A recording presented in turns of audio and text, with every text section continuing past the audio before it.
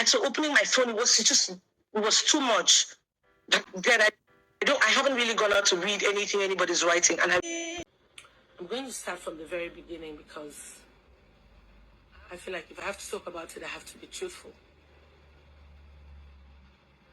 Somebody texts me with a foreign number and goes, this was about sometime August last year, between August and September. No, between August, September, and November. And I think between September and November, about then, just before my friend's wedding in London. And goes, okay, he's a movie maker. He wants to make a film with me. The two of them don't mix. I have never, ever set my eyes, this is my two eyes, has never seen this guy face to face.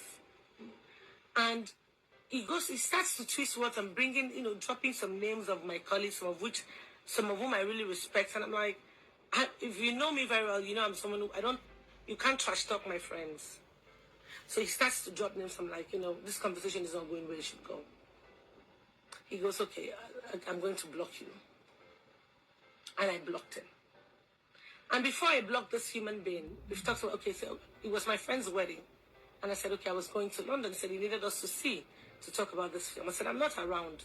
I'm going to go to London because I'm going for a friend's wedding. And he goes, okay, that would be a nice day to see you, and blah, blah. But then I knew I had to go to South Africa. That's why I didn't make my friend's wedding, because I had a paid engagement that I needed. I'd committed to a long time ago that I had to be in South Africa. So he goes, okay, maybe we should see in South Africa, blah, blah, blah. Send me your passport. I get your tickets. We can talk there when we see. I'm like, I can't send you my passport. All these conversations, I forwarded them to the girl in question. The entire conversation. And when this conversation moved from there and it was getting like, I just blocked the guy and I'm like, I can't deal with this. 2 weeks later, who calls me? One of our friends called me, Uche, and sends me a picture of this. I said, do you know this guy? I said, yes. So I spoke to this guy just 2 weeks ago, but I blocked him. He was trying to be funny. He was talking about making a film and then he was trying to be funny. I sharp blocked him. We didn't, the conversation didn't go far. And Uche was like, oh, see what has happened to this, our friend, blah, blah, blah, blah, blah. And I'm like, really?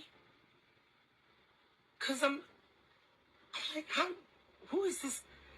So in my heart, I'm like feeling, oh, so this guy is actually, and then I'm hearing different things. I had no idea who this guy was. I didn't know who he was. I mean, I didn't know he was seeing anyone. I didn't even know him at all. We just went on a conversation. One time he called me on video call.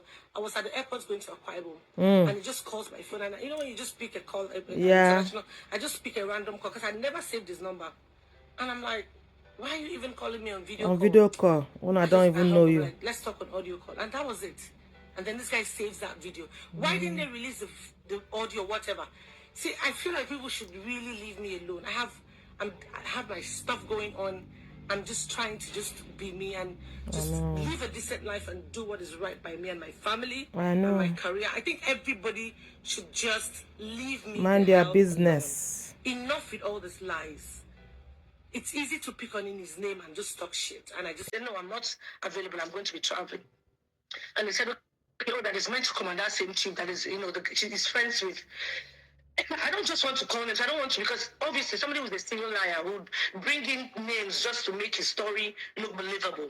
So that's why I don't want to even give that credit of mentioning anybody's name.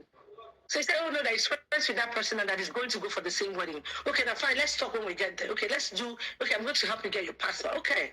And the next thing is, get your ticket. He says, okay, send me your passport page. I said, I can't send you my passport page. This is my agent. I've spoken to my agent. He has given me a breakdown of ticket. That is it. You can sort it out with the agent. And he goes, no, why can I give him my passport? I said, I cannot give you my passport page. I have the charts of these conversations. He was at that passport page point. I'm like, you know what? Where the fuck am I talking? But someone won't buy ticket. Well, he must collect my. What the fuck? You are swearing. You don't turn to all this Oyibo gangster for street. So the whole thing was already African really people. Messed up. And just they say, what a fuck. Said, no, that one are irresponsible. All this Oyibo way they street, and then they use that language. Responsible Oyibo no they speak what a fuck or fuck you. Wanna stop all this on a copy grammar. Literally about 2 weeks after, this girl calls me to say, oh, Do you know this? I said, yes. So, and then that's how I realized that this guy was dating this other lady, and that they had done all that and had all that bohaha, whatever. Since I jumped right into this matter. Because apparently Uche and I had already discussed amongst us, we realized that this same guy did use the same format he tried to use on me, on Uche. But Uche was also smart enough to cut him short in the middle of the conversation, to also block him.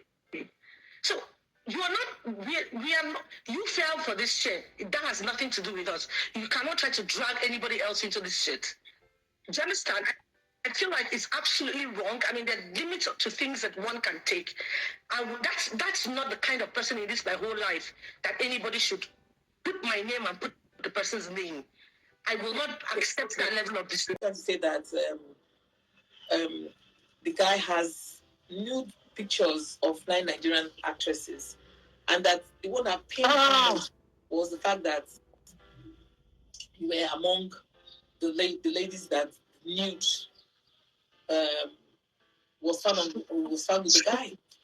So I think that I think for Gist Lover, I think maybe he or she just felt that Ini should not be in this mess. No, that's not the case, Auntie Zuki. Let me tell you what the case is. The case is that particular person and whoever is sponsoring him or her. There's an obvious thing that they have about me that is driving them wild, that makes them to look for these stories, no matter how untrue it sounds, but they will post it there because it's in me. For whatever reason or whatever recognition they want me to give them. It's something that has been consistent over time. I'm sure people by now would have noticed it. There have been stories this person has posted that has had no basis. For instance, there's so many stories. Remember when they talked about after my friend's wedding? There's no kind of unbelievable, like inconceivable stories these people have not put together. And I know there's someone behind it, and I know the person who is trying to use these blogs against me. See, let me tell you the one thing I realized about blogs. So all they need is find one person who has a vendetta against you, and then the person keeps calling them with these stories, and they just sit there and become a tool for these people to use as a vendetta against somebody else. A story that you don't even know the backstory, but you accept these stories and you don't care what you do to this person. And there is a punishment. Everything we do in this life, punishment day. Do you understand? When you do that, I know the devil is trying me. Because every time it looks like things are about to line for you, some evil will just try to come and do, just try to tempt him or herself. I know that's what is going on here, but I'm not going to talk about this again. And one thing I wanted to drive home was that I will not accept this dent on my image. I will not accept it. I will not allow this kind of debt that